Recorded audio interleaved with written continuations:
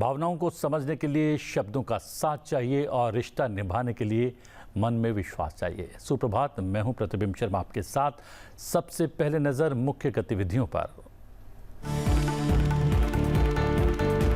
संसद का बजट सत्र 22 जुलाई से 12 अगस्त तक चलेगा सत्र। राष्ट्रपति द्रौपदी मुर्मू ने दी बजट सत्र को मंजूरी।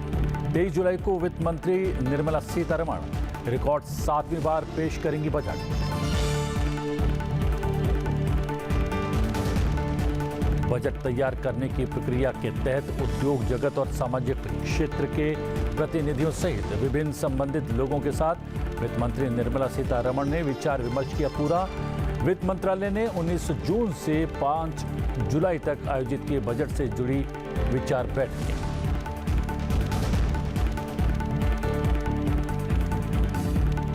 प्रधानमंत्री आज 2 दिवसीय रूस यात्रा पर होंगे रवाना। 22वें भारत रूस वार्षिक शिखर सम्मेलन में होंगे शामिल। रूस के बाद प्रधानमंत्री का ऑस्ट्रिया जाने का कार्यक्रम। 41 वर्षों में किसी भारतीय प्रधानमंत्री की होगी पहली ऑस्ट्रिया यात्रा। राज्यसभा इंटर्नशिप प्रोग्राम 1 के दूसरे बैच की आज होगी शुरुआत। उपराष्ट्रपति और राज्यसभा के सभापति जगदीप धनखड़ दूसरे बैच के इंटर्न्स के साथ करेंगे बातचीत। इंटर्न्स का मार्गदर्शन भी करेंगे उपराष्ट्रपति।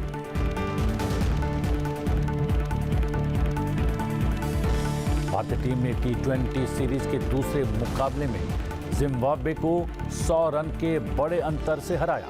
ये भारत की जिम्बाब्वे पर रन के लिहाज से सबसे बड़ी जीत।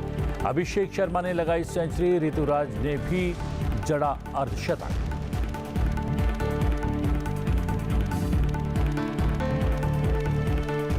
संसद का बजट सत्र 22 जुलाई से 12 अगस्त तक चलेगा। राष्ट्रपति द्रौपदी मुर्मू ने बजट सत्र को मंजूरी दे दी है। केंद्रीय संसदीय कार्य मंत्री किरेन रिजिजू ने एक्स पर पोस्ट कर ये जानकारी दी। वित्त मंत्री निर्मला सीतारमण 23 जुलाई को रिकॉर्ड 7वीं बार बजट पेश करेंगी। वो वित्त वर्ष 2024-25 का पूर्ण केंद्रीय बजट पेश करने वाली हैं। उनसे पहले मोरारजी देसाई ने सबसे अधिक 6 बार वित्त बजट पेश किया था। सत्र के दौरान लोकसभा और राज्यसभा में कुल 16 बैठकें होंगी। हम बता दें कि 18वीं लोकसभा का पहला सत्र 24 जून से 30 जुलाई को हुआ था। इस दौरान 24 और 25 जुलाई को निर्वाचित होकर आए सांसदों ने शपथ ली थी, जबकि 26 जून को लोकसभा अध्यक्ष का चुनाव हुआ। वहीं 27 जून को राष्ट्रपति द्रौपदी मुर्मू ने संसद के दोनों सत्रों को संबोधित किया था और लोकसभा और राज्यसभा दोनों ने राष्ट्रपति के अभिभाषण पर धन्यवाद प्रस्ताव पारित किया। प्रधानमंत्री मोदी ने संसद के दोनों सदनों में धन्यवाद प्रस्ताव पर हुई बहस का जवाब दिया था। भाजपा के नेतृत्व वाला राष्ट्रीय जनतांत्रिक गठबंधन आम चुनाव में लगातार तीसरी बार सत्ता में लौटा है।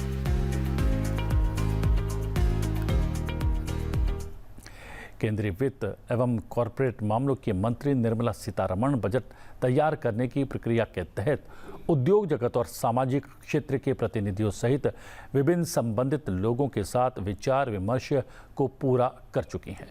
वित्त मंत्री की अध्यक्षता में यहां आयोजित आगामी केंद्रीय बजट 2024-25 के लिए बजट पूर्व परामर्श बैठकें हो गई हैं। ये बैठकें वित्त मंत्रालय में 19 जून 2024 से शुरू होकर 5 जुलाई 2024 तक आयोजित की गई। वित्त मंत्री निर्मला सीतारमण की अध्यक्षता में आयोजित केंद्रीय बजट 2024-25 के लिए बजट पूर्व परामर्श बैठकों में व्यक्तिगत परामर्श के दौरान 10 हितधारक समूहों के 120 से अधिक आमंत्रितों ने हिस्सा लिया था। इसमें किसान संघों और कृषि अर्थशास्त्रियों, ट्रेड यूनियंस, शिक्षा और स्वास्थ्य क्षेत्र, रोजगार और कौशल, MSME, व्यापार और सेवाएं, उद्योग अर्थशास्त्रियों, वित्तीय क्षेत्र और पूंजी बाजार के साथ साथ बुनियादी ढांचे, ऊर्जा और शहरी क्षेत्र के विशेषज्ञ और प्रतिनिधि शामिल हुए थे। वित्त मंत्री निर्मला सीतारमण ने बजट पूर्व परामर्श बैठक में अपना बहुमूल्य सुझाव साझा करने के लिए प्रतिभागियों के प्रति आभार व्यक्त किया। उन्होंने विशेषज्ञों और प्रतिनिधियों को आश्वस्त किया कि आगामी केंद्रीय बजट 2024-25 तैयार करते समय उनके सुझावों की सावधानीपूर्वक जांच की जाएगी और उन पर विचार किया जाएगा। इन बैठकों में केंद्रीय वित्त राज्य मंत्री पंकज चौधरी, वित्त सचिव और व्यय सचिव डॉक्टर टीवी सोमनाथन, आर्थिक मामलों के विभाग के सचिव अजय सेठ, दीपम के सचिव तुहिन के पांडे, वित्तीय सेवा विभाग के सचिव विवेक जोशी, राजस्व विभाग के सचिव संजय मल्होत्रा, कॉरपोरेट मामलों के मंत्रालयों के सचिव मनोज गोविल, संबंधित मंत्रालयों के सचिव मुख्य आर्थिक सलाहकार डॉक्टर वी अनंत नागेश्वरन शामिल रहे। उल्लेखनीय है कि वित्त मंत्री निर्मला सीतारमण 23 जुलाई 2024 को अपना 7वां वित्त बजट पेश करेंगी। हम आपको बता दें कि ये नरेंद्र मोदी 3.0 सरकार का पूर्ण बजट होगा। ये बजट 2047 तक विकसित भारत का रास्ता तैयार करेगा। प्रधानमंत्री नरेंद्र मोदी आज से 10 जुलाई तक रूस और ऑस्ट्रिया की आधिकारिक यात्रा पर रहेंगे। वो 22वें भारत रूस वार्षिक शिखर सम्मेलन में सम्मिलित होंगे। इसके बाद वो ऑस्ट्रिया के राष्ट्रपति से भी मुलाकात करेंगे। प्रधानमंत्री नरेंद्र मोदी भारत और रूस के बीच बहुमुखी संबंधों की संपूर्ण श्रृंखला की समीक्षा करेंगे। 22वें भारत रूस वार्षिक शिखर सम्मेलन में रूसी संघ के राष्ट्रपति व्लादिमीर पुतिन ने उन्हें आमंत्रित किया है। 8 और 9 जुलाई को वो इस सम्मेलन के लिए मॉस्को में रहने वाले हैं। दोनों नेता दोनों देशों के बीच बहुआयामी संबंधों की संपूर्ण श्रृंखला की समीक्षा और पारस्परिक हितों के समकालीन क्षेत्रीय और वैश्विक मुद्दों पर विचारों का आदान प्रदान करेंगे। इसके बाद प्रधानमंत्री 9 और 10 जुलाई 2024 के दौरान ऑस्ट्रिया में रहेंगे। हम आपको बता दें कि 41 वर्षों में किसी भारतीय प्रधानमंत्री की ऑस्ट्रिया की ये पहली यात्रा होगी। प्रधानमंत्री नरेंद्र मोदी ऑस्ट्रिया के राष्ट्रपति एलेक्जेंडर वॉन डेर बेलेन से मुलाकात करेंगे। साथ ही ऑस्ट्रिया चांसलर कार्ल नेमर से भी बातचीत करने वाले हैं। प्रधानमंत्री मोदी और कार्ल नेमर भारत और ऑस्ट्रिया के व्यापारिक नेताओं से भी बातचीत करने वाले हैं। प्रधानमंत्री मॉस्को के साथ साथ वियना में रहने वाले भारतीय समुदाय के लोगों से भेंट करेंगे और उनसे खास बातचीत करेंगे। आइए आपको दिखाते हैं रूस और ऑस्ट्रिया के साथ भारत की साझेदारी की मुख्य बातें।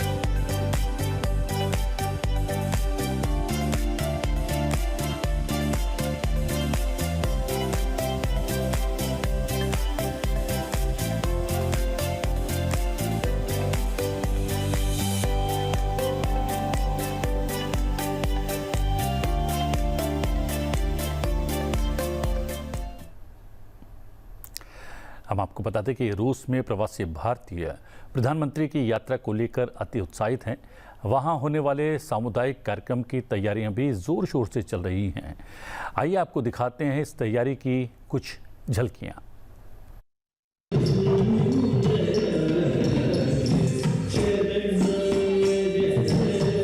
नरेंद्र मोदी जी, हमें रशिया में आपका स्वागत है।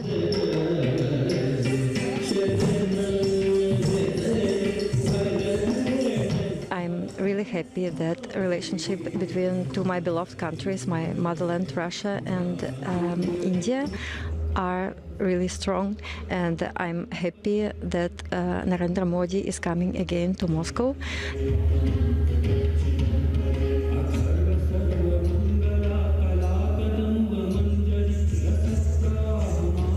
I am happy to welcome the Prime Minister Narendra Modi in Russia, and I believe that the cultural links between our two countries are very important.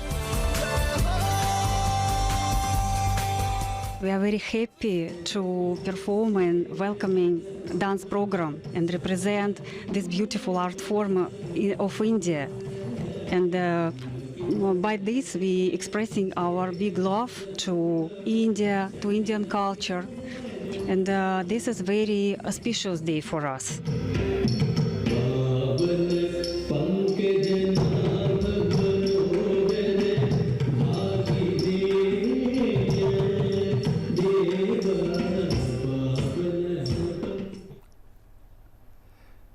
प्रधानमंत्री नरेंद्र मोदी ने कहा है कि विभिन्न क्षेत्रों में भारतीयों का शानदार काम और लोगों का उत्साह भारत को विकसित राष्ट्र बनाने की सबसे बड़ी ताकत है।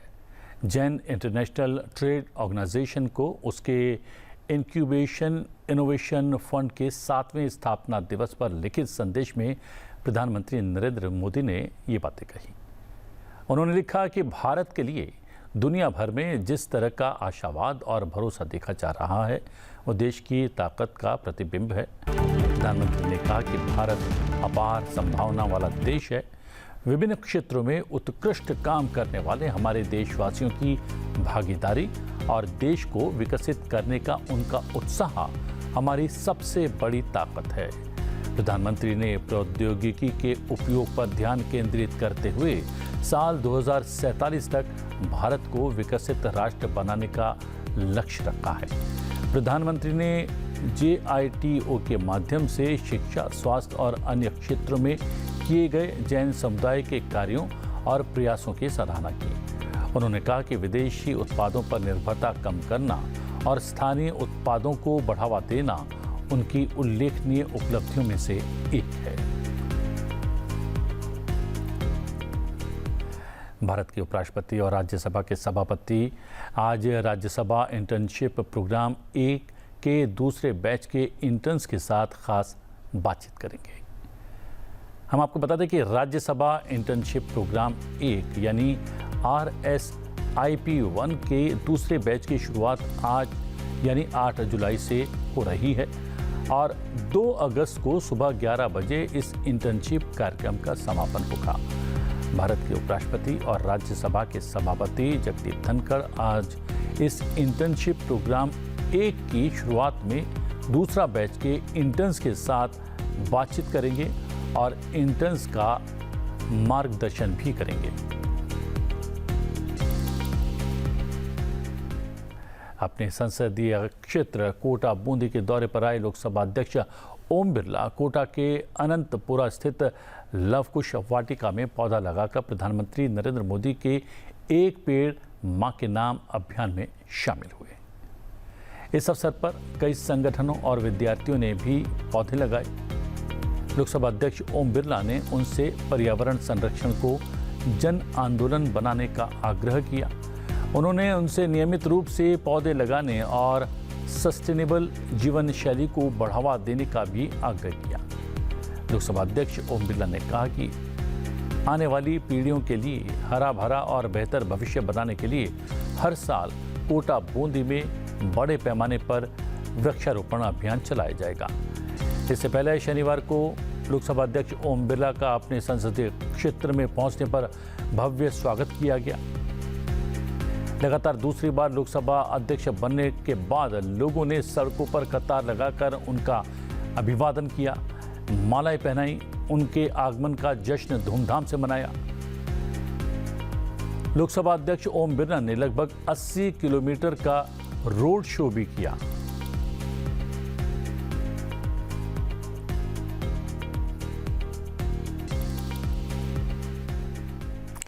भगवान जगन्नाथ, भगवान बलभद्र और देवी सुभद्रा की विश्व प्रसिद्ध रथ यात्रा कल शाम उड़ीसा के पवित्र शहर पुरी से शुरू हो गई।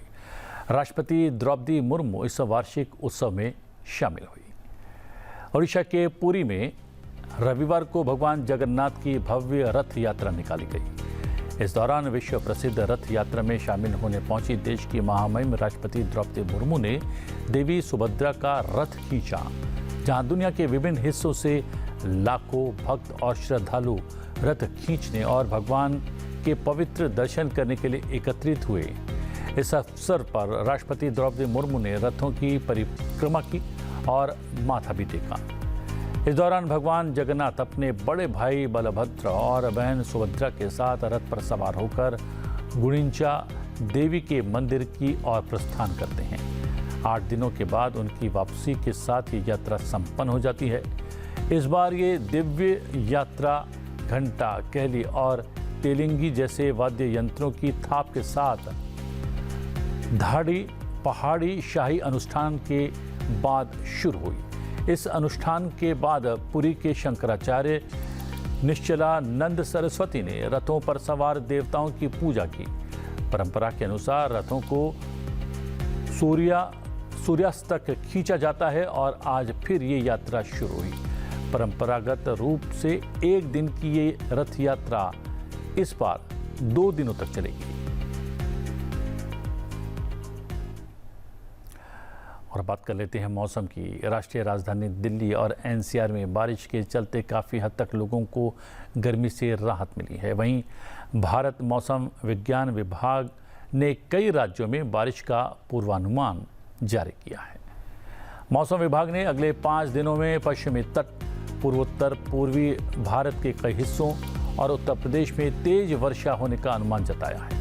साथ ही 10 और 11 जुलाई को उत्तर प्रदेश में अलग अलग स्थानों पर तेज वर्षा होने की संभावना भी व्यक्त की है। मौसम विभाग ने बताया कि आज और कल उत्तराखंड, बिहार, उड़ीसा में अलग अलग स्थानों पर अत्यधिक वर्षा हो सकती है। असम और मेघालय में भी आज और 10 और 11 जुलाई को बारिश होने की संभावना है। विभाग के अनुसार आज कोंकण और गोवा में अलग अलग स्थानों पर तेज वर्षा का अनुमान है। अगले 5 दिनों के दौरान मध्य महाराष्ट्र, केरल, लक्षद्वीप और तटीय कर्नाटक में भी गरज के साथ वर्षा होने की उम्मीद है।